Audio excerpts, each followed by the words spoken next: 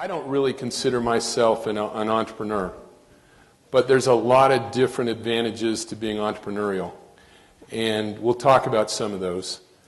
I do, however, consider myself a leader who's helped a company be number one in its market for 25 years. What companies do you know of that have been number one year in, year out in any industry for 25 years? You know of any? Larry H. Miller has been the number one car dealer in Utah for about 12 years. Yeah. Now, of course, he's been around longer, but it was really about 12 years ago that they started to dominate. Before that, it was Rick Warner and all of their dealerships, which eventually got sold, and some of those now are Miller dealerships. But a tremendous company, and really they are dominant, and I think they probably will be. So that's a great example. Can you think of any others? Any other businesses that have been number one in their industry for a quarter of a century? There's not a lot, and what that lets you know is that there is a lot of change that is constantly happening in every industry, in every business, and usually companies don't adapt quick enough to change, or they don't have the leadership that adapts to change, and therefore someone else takes their spot. Hopefully today, when you get done, you'll understand why we've been able to do it. And is that what we're talking about now, Darren? Can you read all these little charts? It's interesting to sort of see. Here is, this isn't up to date, Darren. No, this is as of like November. Okay, we ended up at like 540 permits, but for the last 24 years, we have been number one in our market, and we can prove it by building permits, both units and dollar revenue. And we could go back, and that's what, when you saw all those spreadsheets on the screen, we could go in and show you the construction monitor's results and show you how we've accomplished that. Let's keep moving on. Interesting, my dad started the business, and he was a developer. And when things were really tough in the early 80s, he decided the only way to use his lot inventory and still pay the banks back, work his way through a problem, was to become a builder. So we became a builder out of necessity. And yet then when I got involved in the business, he said, you know what, I think we've really become a home builder. We're not as much a developer, and we ought to be Utah's number one home builder for 50 years. I thought that was a nice thing for him to say when he was like 3 years away from retirement. That just meant that I had to work until I was 73 to accomplish that goal. So it's interesting, but will we be able to do that? I don't know, but we're going to try. So there's some lessons, though, that I think you can apply, all of you, to whatever you're doing. And particularly I give this message to you as college students right now. This is how I sort of approach things. As I left college, it really should be the way you approach things in college. Unfortunately, when you're in college, you have to play a game. And the game is getting the best grades you can, when you really should be focusing on learning the most you can. But most of you, I think, care more about grades than learning. All of you who care more about grades than learning, raise your hand. Come on, be honest. Okay.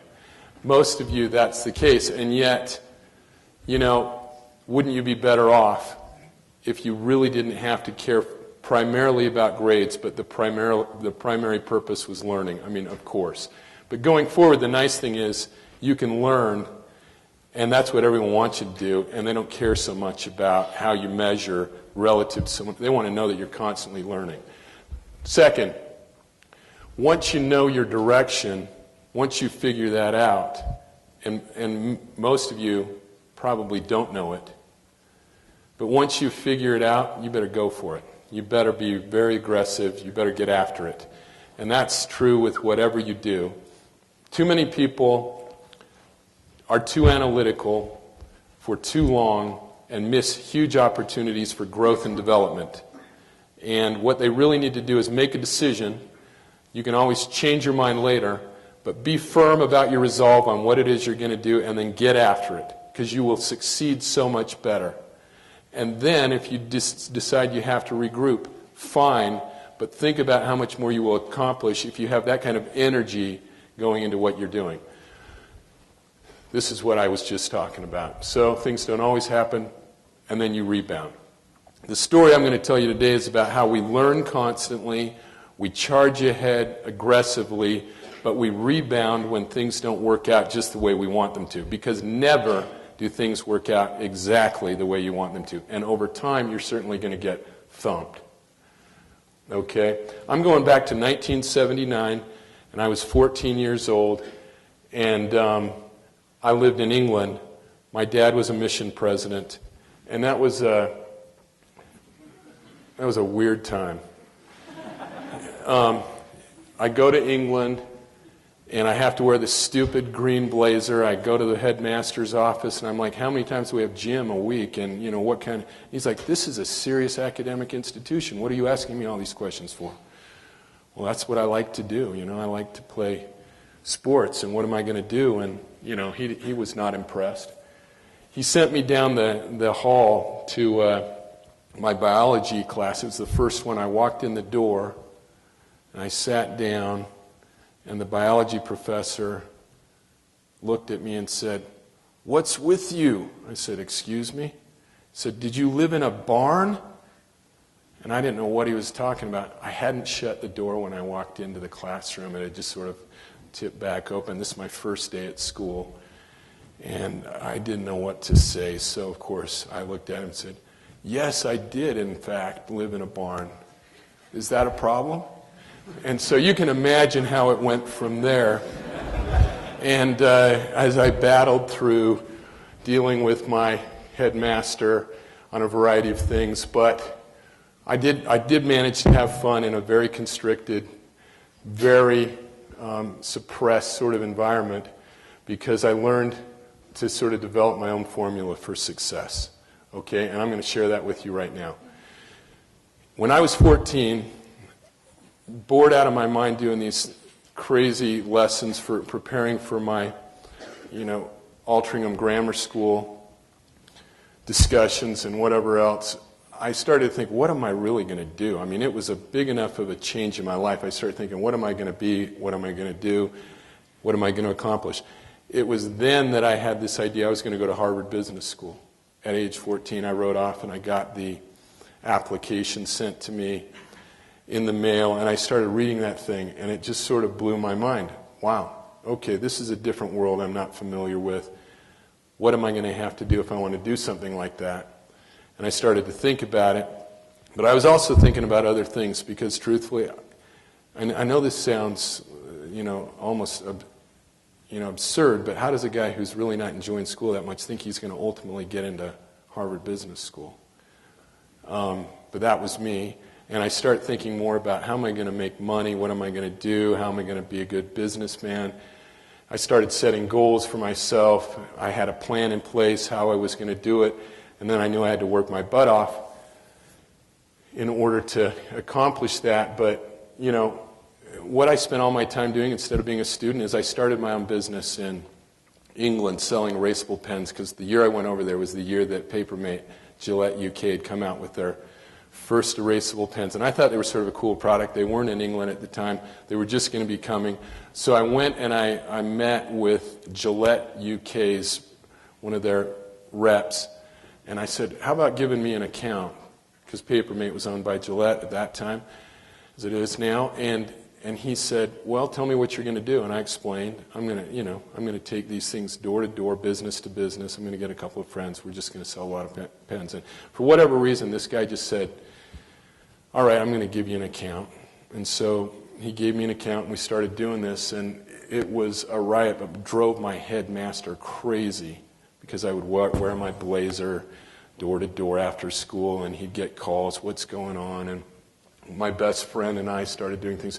He hauled us into the cops one time. He had us hauled in, and they couldn't really hold us for anything, so they let us go. And then the next week he met with me, and he said, you can't do this anymore. And I said, what do you mean? He says, I've spent the weekend at the University of Manchester Law Library looking up all the case law, and he basically started showing it to me. He said, and this was because child labor laws had become really restrictive after we'd gone through the Industrial Revolution.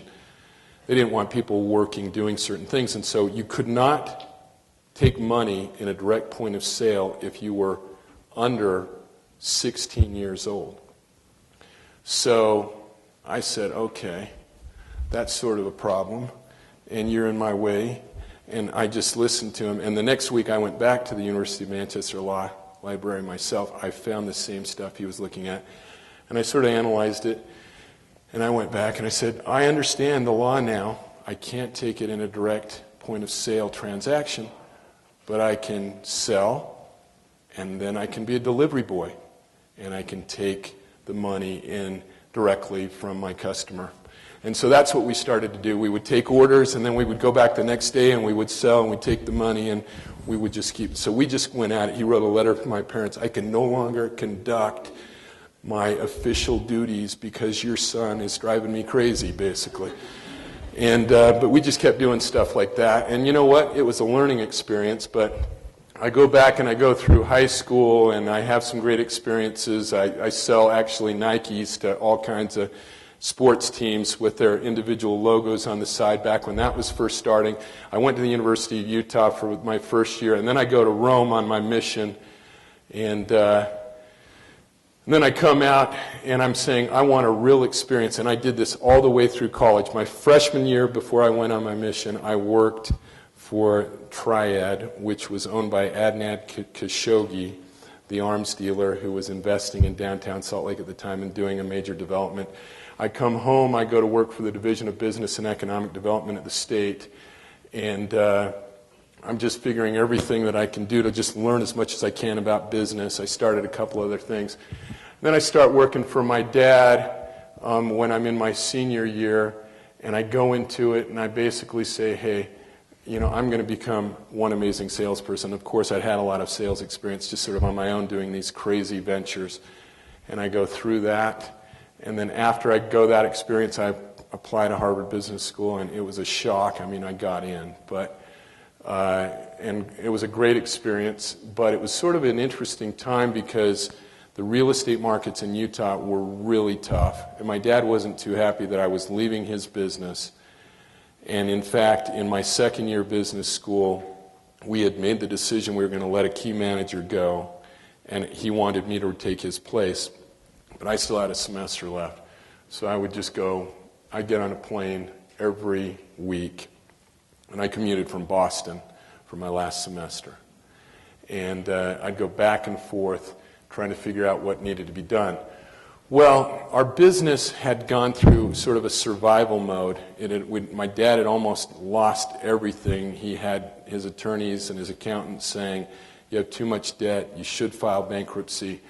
We've got to turn things around, and I said there's some real problems, but we're going to overcome them, the biggest problem being debt. You know, we had poor customer service at the time. We'd been in survival mode, not that we didn't want to have better, but there was just so many things that we had to do. So I start working on these solutions as I come back from business school, and we just start nailing them down, one item after another. And we start making all kinds of incremental improvements. We didn't grow our business a lot at this time. We just focused on improving everything that we did.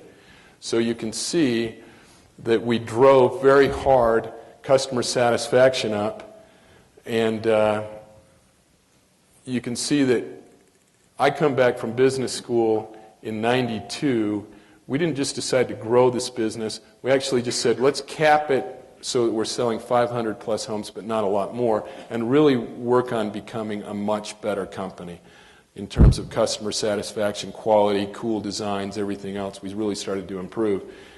But the nice thing was our revenue started to grow because as we became a better company with higher customer service and we were finding better, superior locations, we could sort of grow our business up, and we went to where we got up to about 100 million. And then the goal becomes, at the same time, what are we going to do with this debt? Let's get our debt to 50%. that would feel comfortable. We would never be as challenged as when we went through the downturn that we went through in the 80s. And once we got that achieved, then I say, okay, now we've got a platform for growth. Okay, we've paid down our debt, and we've made a lot of improvements. My dad, though, at the time, this was 1999, he says to me, let's wind it down. In 2 years, we can pay off all our debt. We'll have, we can do whatever we want. He was playing a lot of golf. He was enjoying life, and he didn't want any more risk. And I understood where he was coming from, but I'd already started buying the company from him in 1992, the year I came out of business school at age 27. And I said, we got to ramp it up. And so we had this difference of opinion about the direction the business should go, and I felt it was time to charge forward. But I accelerated my buy-sell so that he was comfortable in knowing what he was going to get paid out. And it was a great time to do that. It had been a tough period, but a decent period. But of course, the next 7 years for housing turned out to be unbelievable. So I was quite lucky that he wanted to be out. He had me accelerate the buy-sell because we made a ton of money in the next 7 years and built these different offices that serviced our business around the state. We had always been a totally sales-driven company, but we started doing bigger projects than we'd ever done before, master plan communities with all kinds of amenities. This is something that and that takes a lot more cash when you do that sort of thing. We start to improve sort of the stature and the quality of our homes even more. We go to the higher end. We start building a lot of move-up housing. And you can see when he wanted to wind down, I wanted to ramp up, and then he retired in 99, and then you can see what happens after that. It took me about 2 years to have bought all this stuff and to get it going, but then we ramped it up. Let's look at the next graph. Do you have not the customer satisfaction, though, pays a little bit of a price. You can see, because as we ramp up, you're hiring new people. Your new people are not as good as the people you've seasoned. And we have the revenue sheet side. This is sort of crazy. So in 99, he leaves. It's $117 million. Actually didn't do much in 2000 when I was first running the company, but I was buying lots of property and getting ready, and then the thing explodes. And in no time, within 5 years, we did one company, one little home builder in Utah, we did $440 million in sales. And we made some good money. So you can imagine if you made even just a small percentage on that, it's a pretty good business. I really, from 2000 forward, I really knew it was important to keep all my best salespeople. We'd always been sales-driven. We took them on trips everywhere. We really celebrated our success with our sales team. Many people were offered jobs to be sales managers and area managers at other companies. They stayed with us because we treated them right. And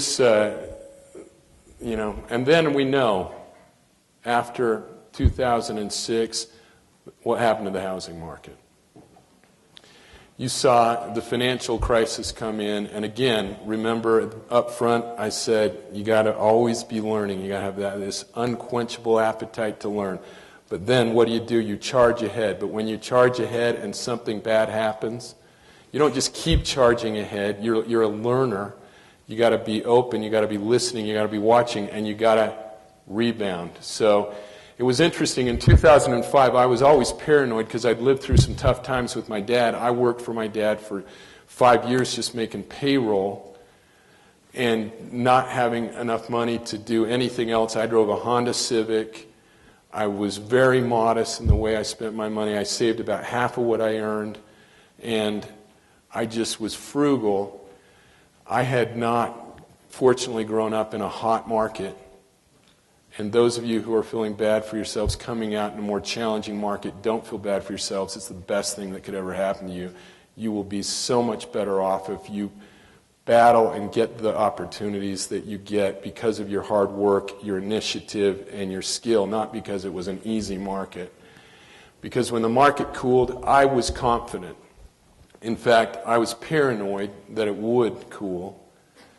And that's what you call productive paranoia, which I think everyone should have. And in 2005, I was already anticipating the downturn of the market. This absolutely allowed us later to crush our competition.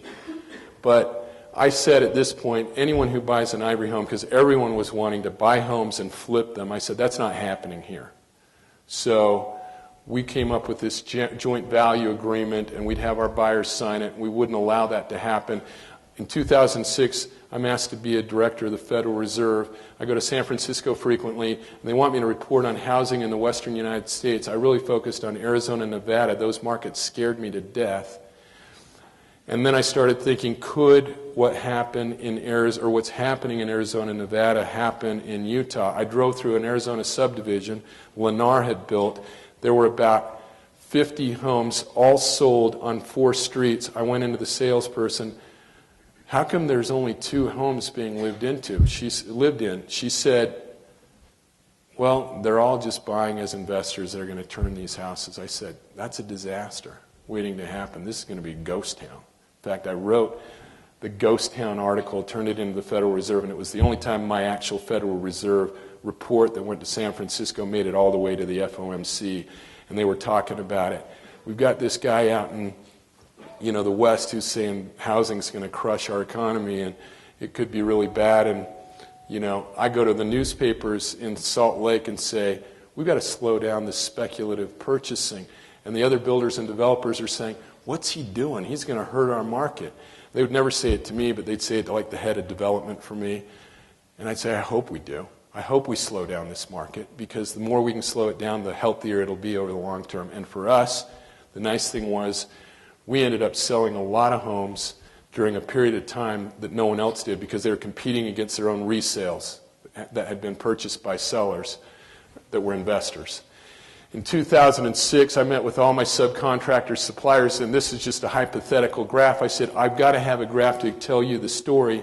This is what's going to happen to the housing market. Demand isn't going to change. The red line, demand looks solid. Demographics in Utah look good. People are still moving to the state. People are still having babies. This is a great place to be a home builder. But the supply that's been lagging is now starting to get ahead of demand. And in fact, the green line will be an injection of investor sales that it's going to really hurt the overall supply imbalance and will cause prices to go down. So I'm sitting there trying to explain to subcontractors, suppliers, land sellers, everyone, what the deal is. Only a handful of them really got it, but we stopped buying property. You can see in 2005 we bought a lot of stuff, and then after that I stopped buying as many lots, and really I didn't buy anything new, but I followed through on some of my own contracts, but that allowed me to pay off debt. And by 2009, June 11th, we had paid off all of our debt. So every lot, every home, everything we were building and constructing was on our own cash. And you feel a lot more confident when you move forward on a cash basis. And we had done that. Now, again, you get sort of the lesson of the day. You learn like crazy. You charge ahead. But then when things go wrong, you step back and you take a look. What's going on? What's wrong with this picture? You adapt. You start to learn more again. The problem that typically happens with businesses, they get charging ahead. They think they're so successful that they cannot fail, and they have to instead have this paranoia that everyone can fail, and you better watch it. And that's what we did. So we changed a lot too. Besides paying down our debt, we started to do more affordably priced stuff, including townhomes, and this is one where you all should live. This is up in North Utah County, gorgeous place, swim and tennis club. It's been extremely successful. Last year we sold 61 homes here. Let's keep going. Good looking stuff. We got into Daybreak. We started to do sort of more affordably priced stuff where we had been doing a lot of $400,000 or $500,000. We started to do infill pieces that were cool, but in locations where there wasn't too much supply. This was in Murray. we just started to look at every possibility, sort of innovate. Not everything worked just perfect, but we did some cool stuff. This is up at Red Ledges, where we're buying lots from Tony Burns and Nolan Archibald. We bought projects that the bank had started, and we took them over and we finished them right. And lots of University of Utah students made bank on us by buying these kind of units. They now live in them or rent them out. Those things are worth a lot more. We just are finishing selling out this building near the Audi dealership in downtown Salt Lake, just behind it. And we're looking for all kinds of little infill, unique opportunities. But innovation took a new level as we started to go through a tougher market. And we were ready, and we had cash, and we could do stuff. And while people were battling with the banks and trying to figure out how to stay afloat, we were flush, had cash, and could innovate. And we started focusing on things like sustainability. Ivory Financial Fitness was our answer to our salespeople coming to us and saying we got too many people who can't get the credit scores they need to buy. So we started helping people improve their credit scores. We now graduate about 70 families a year where we do massive credit overhaul and help them buy Ivory homes. Smart Move Advantage is a project or a product that we got a couple of really sharp guys running that ends up helping people sell their homes or helping them lease their home if they want to do that instead of selling at the time. It's been extremely successful. And ICO, one of my, we've really developed this business, but we're on the multifamily side and we do a lot of commercial stuff as well. And my buddy from business school, who was a partner at McKinsey in Dallas, I talked him into coming to work for us and running the ICO side of things.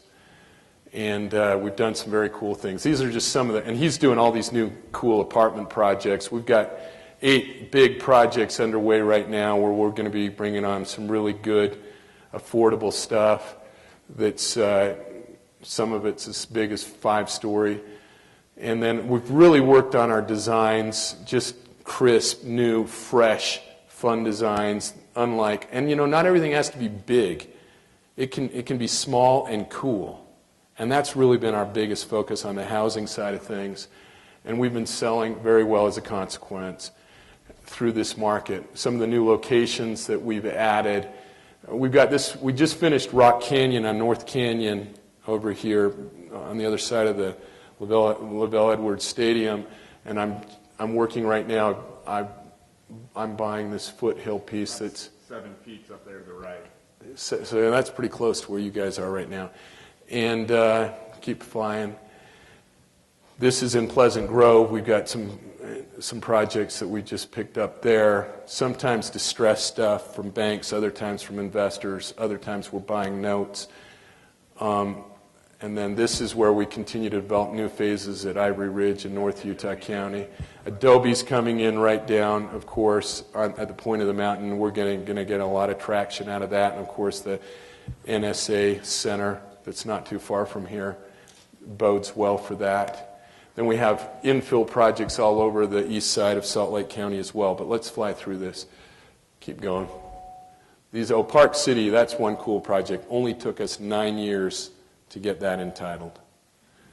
And Park City, it's right near the new hospital and the U.S. Ski Team Center, National Ability Center.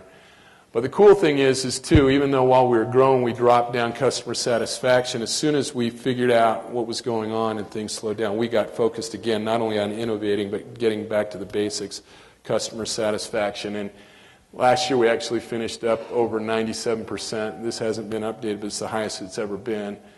And our revenue is just starting to come back. We ended up with about $141 million in 11. This isn't up to date. And that doesn't include our multifamily. So, and of course, we're bouncing back now, just starting to bounce back. We'll do 530 closings on the single-family side. We'll do 404 completions on the multifamily side, and we're rolling forward. This sort of shows the combined. This is what speaks really well for housing in Utah. Basically, there's huge pent-up demand for household formations that should have been formed. How many people are staying in people's basements, doubled up in an apartment, holding off on their purchase because they want to wait to know that their own situation is secure. And because of that, I've worked with the Office of Planning and Budget at the state to figure out these numbers, and they are going to really jump up dramatically in the next 3 years, which is going to bode extremely well for housing. And this shows you sort of where Utah's permits have fallen to, and you can see they're almost back to the 1989 levels in terms of single family, but apartments are starting to pick up, and our forecast for a pickup coming here going forward. So let's just keep rolling. That's the presentation. And I know we've got about 8 minutes. We're going to answer some questions upstairs, but I think I'm just going to open it up here if anyone has something that they want to ask about what we're doing at Ivory Homes, about our take on things, and then I know they want us to go upstairs and answer any questions if you want to ask something more personal there, but feel free to ask it here too. Any questions? If not, yeah. I read a report recently that said that housing is shifting more towards multifamily versus single family, just because people don't want to buy their own house anymore. So they said we might see a trend where people go with single family. The question is multifamily is taking off and single family is not. The truth is multifamily is taking off, but it's already too late to get into multifamily. It's going to have the same issue that it always has. It'll get too hot and it'll cool down, and right when everyone's getting into multifamily, they shouldn't, and then single family is going to be taken off. So that's what we're planning on, but we've been in multifamily planning for this for the last few years. We're in good shape, but we know that it's going to sort of trend down in the next few years after this little building boom, and then we'll be on our way. But yes, Nate?